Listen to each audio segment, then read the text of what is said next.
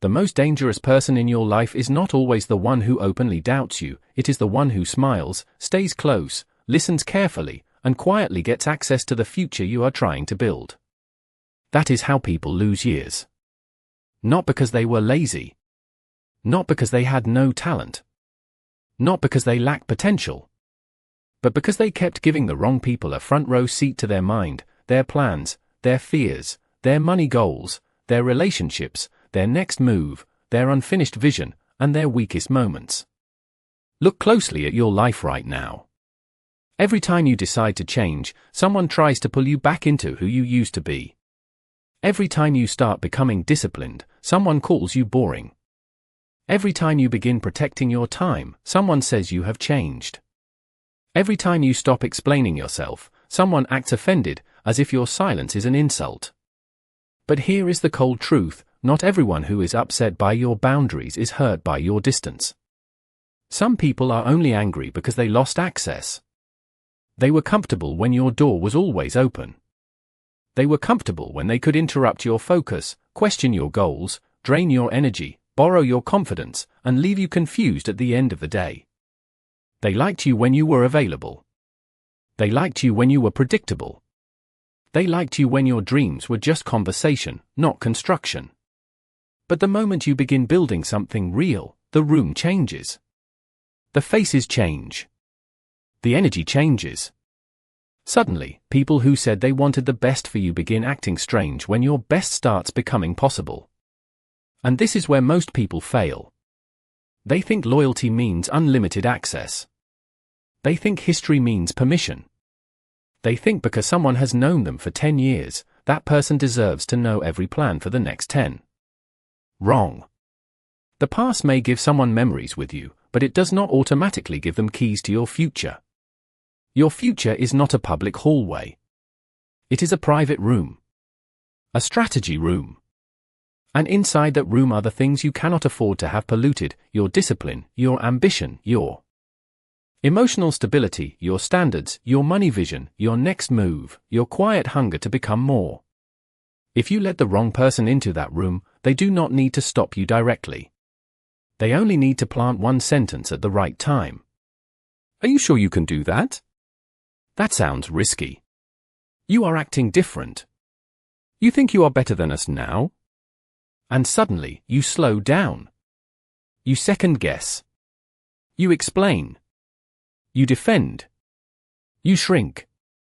Not because they forced you, but because you forgot that influence is power. Anyone who can make you doubt yourself, delay your growth, feel guilty for evolving, or return to an older version of yourself is standing closer to your throne than they should be. This is why quiet removal is not cruelty. It is protection. It is not hatred. It is strategy. You do not need a dramatic ending, a long speech, or a public announcement.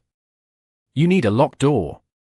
You need to understand that some people are not meant to walk with you into the next chapter, no matter how familiar their voice sounds. Because before your future collapses in public, it is usually contaminated in private. And before someone destroys your direction, they first gain access to your attention. That is where the real danger begins. Here is the illusion you were taught to protect: if someone has been in your life for a long time, you owe them unlimited access. If they are family, you must tell them everything. If they are old friends, they must be included. If they helped you once, they must be allowed to question every move you make now. If they say they care, you must keep the door open. That belief has cost more people their future than failure ever did. Because the people who get closest to your plans are not always the people who are qualified to protect them. Some people are close only because they arrived early, not because they are aligned with where you are going. Time does not equal trust. Familiarity does not equal wisdom. History does not equal permission. You can love someone and still stop giving them details. You can respect someone and still refuse to let their fear sit at the head of your table. You can be grateful for what someone did in an old season, and still admit they cannot enter the next one. This is where most people become weak. They confuse loyalty with exposure. They think being loyal means sharing every thought, every plan, every problem, every goal, every financial move, every personal change, every private decision. But loyalty without boundaries becomes a trap. It turns your life into an open house where anyone with a memory can walk in and rearrange the furniture. And then you wonder why your mind feels crowded. You wonder why your confidence rises when you are alone, but disappears after one conversation. You wonder why your discipline feels strong in the morning, but after spending 1 hour around certain people, you feel tired, guilty, distracted, or small again. It is not random.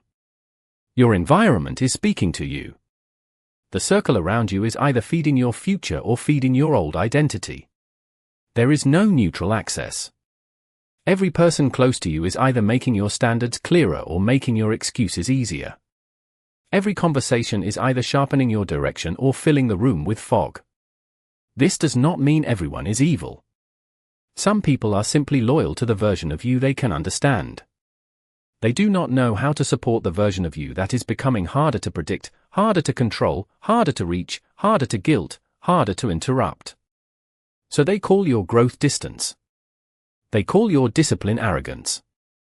They call your silence attitude. They call your privacy secrecy. But listen carefully. A person who benefits from your lack of boundaries will always make your boundaries sound like betrayal. That is why you must stop explaining your evolution to people who are invested in your remaining the same. You do not need to prove that your private life is not an attack on them. You do not need to apologize for becoming selective. You do not need to hand out access just because someone feels uncomfortable standing outside the door. The next version of your life will require a cleaner circle, a quieter mind, and a stronger gate. And the first rule of that gate is simple: not everyone who was present in your past deserves a voice in your future. Once you understand that not every old connection deserves a voice in your next chapter, you begin to see the hidden law beneath every relationship: access is power. Machiavelli understood this better than most people ever will. In the world of influence, the question is never only who likes you, who praises you, who calls you family, or who has been around the longest. The real question is who can move you. Who can make you hesitate when your mind was clear? Who can make you feel guilty after you finally chose yourself? Who can make you explain a decision that did not require permission? Who can turn one sentence into a week of doubt? That person has more access than you think. And if they can reach your emotions, they can reach your decisions. If they can reach your decisions, they can reach your future. This is why private people are often harder to control. Not because they are cold for no reason, but because they understand the price of being too readable. When everyone knows what you fear, they know where to press. When everyone knows what you want, they know what to dangle in front of you. When everyone knows what hurts you, they know which memory to bring up. When everyone knows your next move, they know how to stand in the way without looking guilty. You may think you are just being open, honest, generous, transparent. But in the wrong circle, full transparency becomes a map of your weak points. A strategic person does not hand out that map. A strategic person studies the room. They notice who celebrates results but questions the process. They notice who calls every boundary selfish. They notice who wants updates before they have earned trust. They notice who becomes uncomfortable when they cannot predict you anymore. This is not paranoia. This is discernment. A king does not open the gates of the castle because someone knocks loudly. A serious person does not invite every voice into the room where life decisions are made. Your mind is not a group chat. Your future is not a community project. Your standards are not up for public debate. And your silence does not need a press release. The moment someone can drag you out of your center, they have found a lever. Maybe they use disappointment. Maybe they use old memories. Maybe they use jokes that cut just deep enough to make you question yourself. Maybe they say they are only being honest, when really they are protecting the version of you that was easier for them to understand. But power begins when you stop reacting to every emotional invitation. You do not have to attend every argument. You do not have to correct every assumption. You do not have to prove that your growth is pure. You only have to protect the room where your future is being built.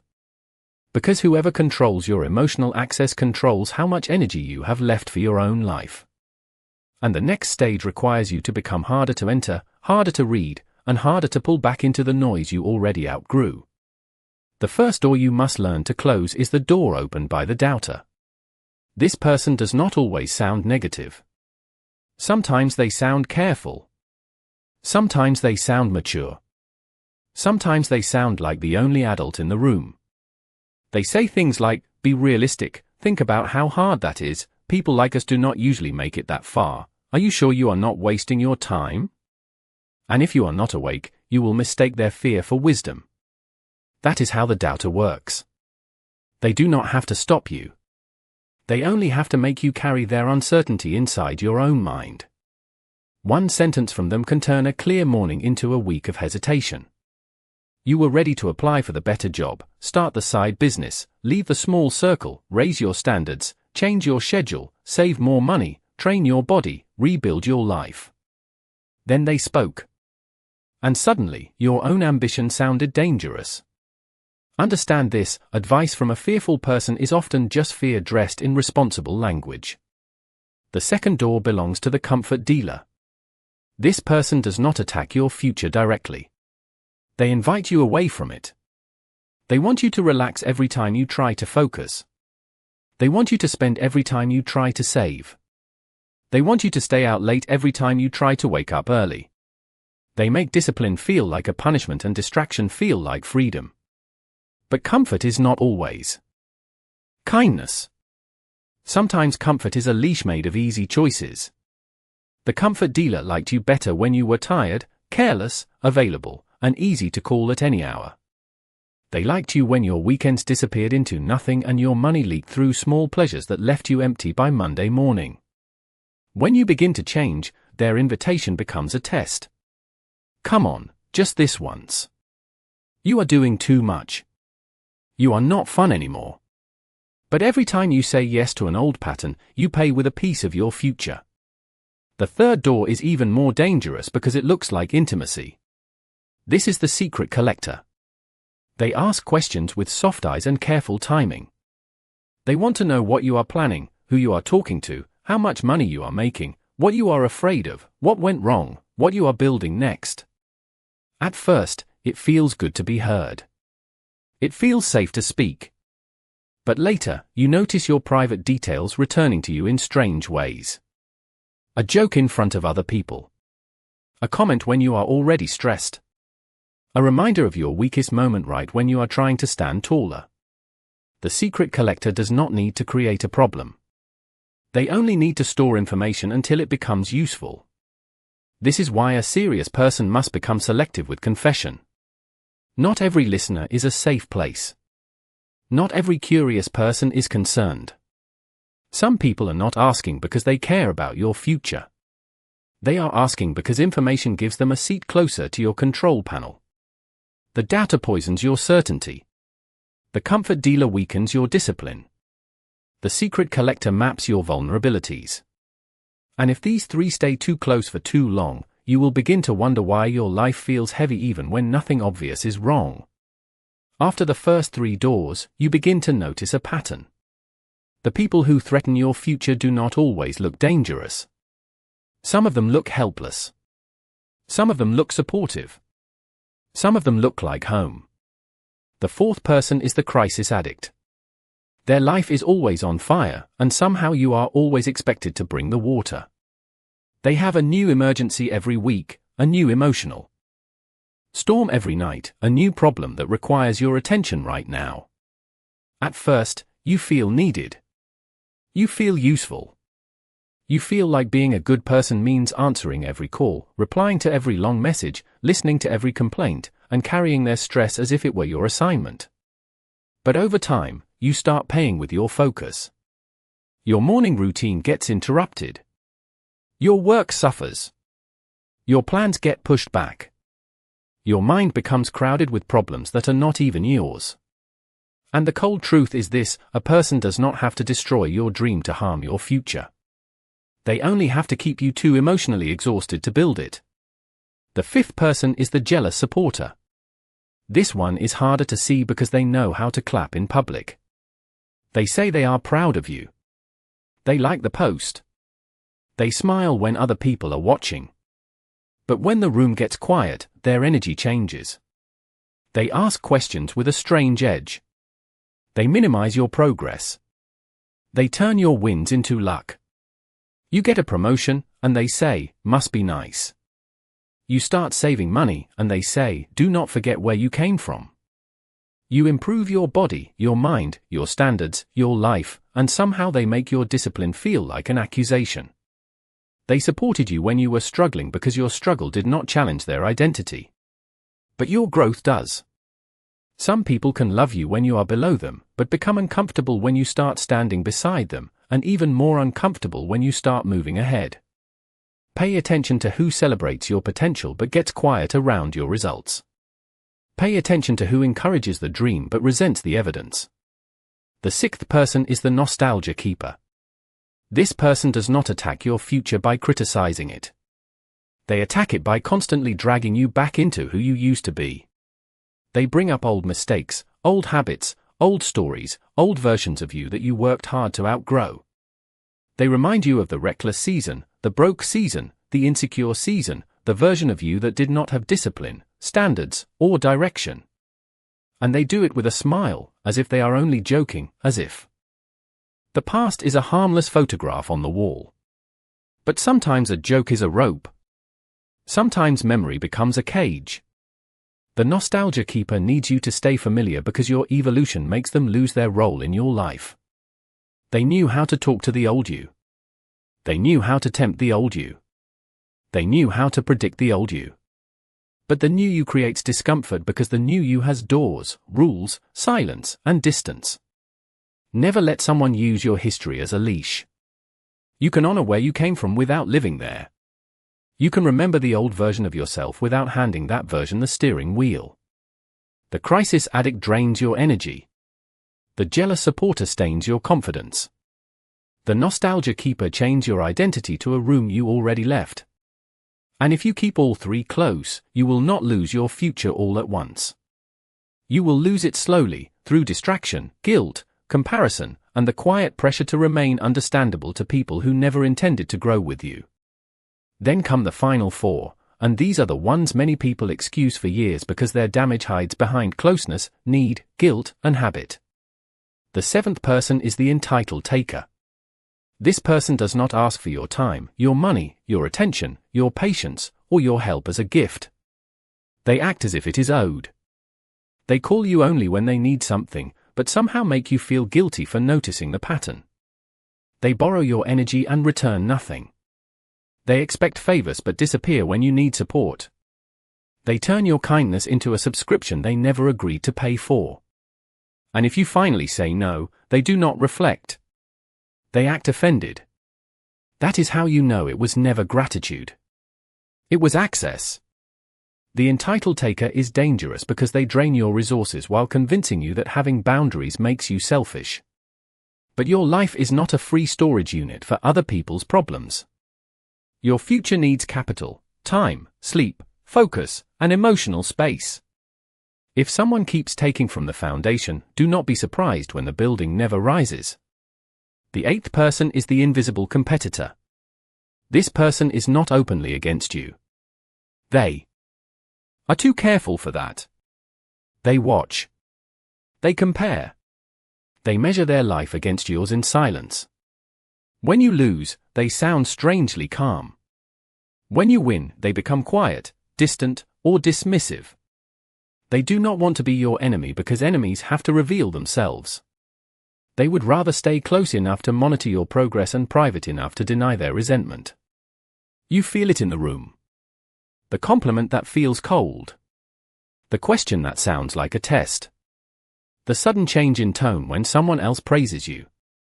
The invisible competitor is dangerous because they study your climb while hoping you slip without looking like they pushed. Keep your moves away from people who treat your growth like a personal threat. The ninth person is the guilt architect. This one builds invisible walls around your freedom.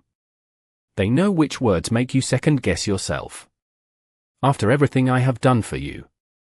I guess you are too busy now. You have changed. You only care about yourself. They do not need facts. They use emotion as the courtroom, and somehow you are always on trial. The guilt architect makes you apologize for needing space, explain why you are tired, defend your goals, and reopen doors you already had the strength to close. But guilt is not always a moral signal. Sometimes guilt is just the sound of an old control system losing power. The 10th person is the no future friend. They have no plan, no discipline, no direction, and no serious relationship with tomorrow. Their life runs on impulses, excuses, distractions, and weekend escapes. They may be funny. They may be familiar. They may feel like comfort after a hard day. But watch what happens when you spend too much time around them. Your standards soften. Your schedule slips. Your hunger fades. Your vision gets blurry. They do not need to hate your future. They only need to normalize a life without one. And that is the silent danger. The entitled taker consumes your resources. The invisible competitor poisons the air around your success. The guilt architect turns your boundaries into crimes. The no future friend makes drifting feel normal. These do not always enter with noise.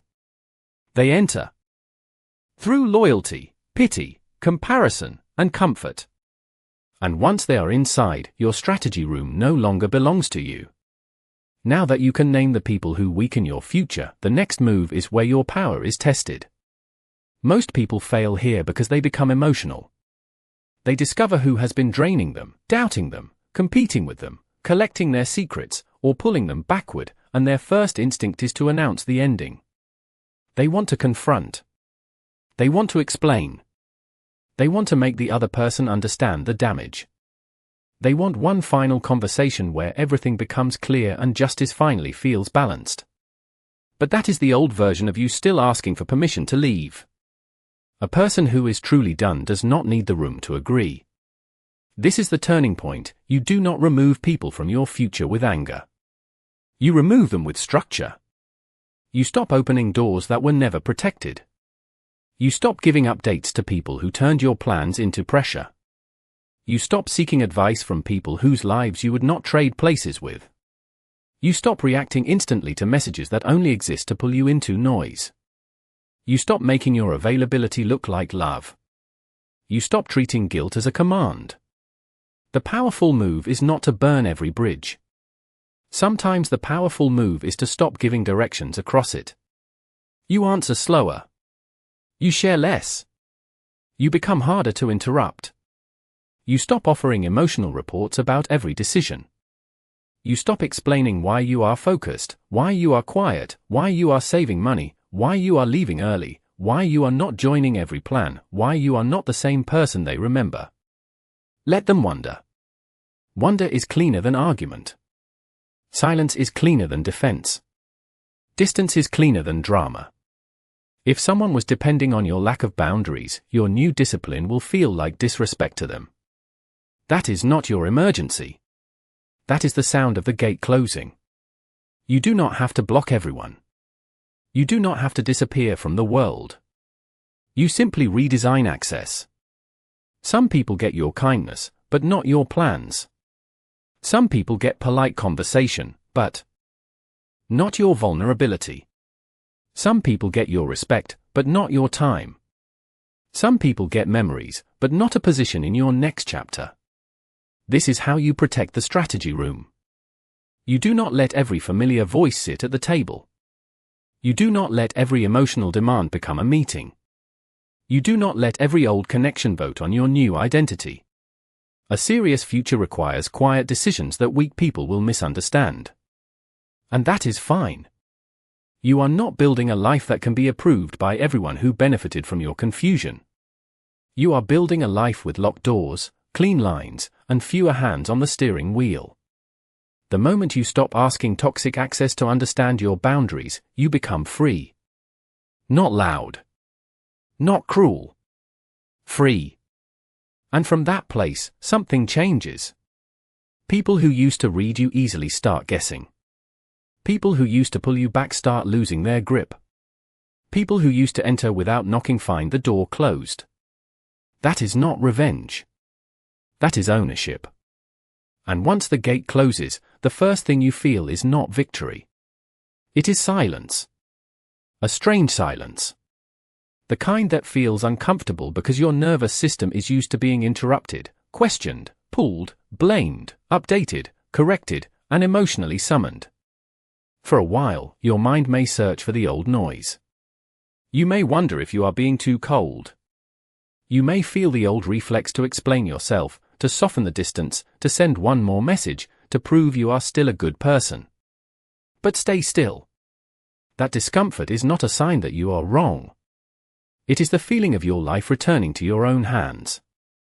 For the first time in a long time, your energy is not leaking through 10 open doors. Your thoughts are not being handled by people who never earned the right to touch them. Your goals are not being passed around through careless conversations. Your future is no longer sitting in the middle of a crowded room, waiting for someone to approve it. And this is where the shift begins. They notice. They always notice. The people who used to reach you easily suddenly find a delay. The people who used to get every detail suddenly receive fewer words. The people who used to pull emotion out of you suddenly meet calm. The people who used to make you feel guilty suddenly realize the button does not work the way it used to. They send the same message, but you do not rush. They ask the same questions, but you do not reveal the map. They hint at disappointment, but you do not step into the courtroom. They bring up the old version of you, but you no longer report to that identity. This is the moment they become confused, because control depends on predictability. When someone knows exactly how to make you react, they feel powerful. When they know which comment makes you defend yourself, which tone makes you chase, which silence makes you panic, which memory makes you shrink, they do not need authority over your life. They only need access to your pattern. But when the pattern breaks, the power shifts. You become harder to read. Harder to interrupt. Harder to guilt. Harder to pull into pointless conversations. Harder to drag backward. That is when respect begins, even from people who do not like the new version of you. They may not admit it, but they feel the wall. They feel the distance. They feel that your life is no longer an unlocked house. And inside that locked house, something powerful grows. You wake up lighter. You make decisions faster. You save more money because fewer people are influencing your impulses. You protect your time because fewer emergencies are wearing your name. You move in silence because you finally understand that not every seed needs witnesses. Some things grow better in private. Some plans need darkness before they can survive daylight. Some versions of you need to be built without applause, without permission, without commentary from people who only understand the person you used to be. This is not loneliness. This is refinement. This is the quiet season where your circle gets smaller, your standards get sharper, your energy gets cleaner, and your future stops asking for protection because you finally became the guard at the door. And now the test is simple, but it is not easy.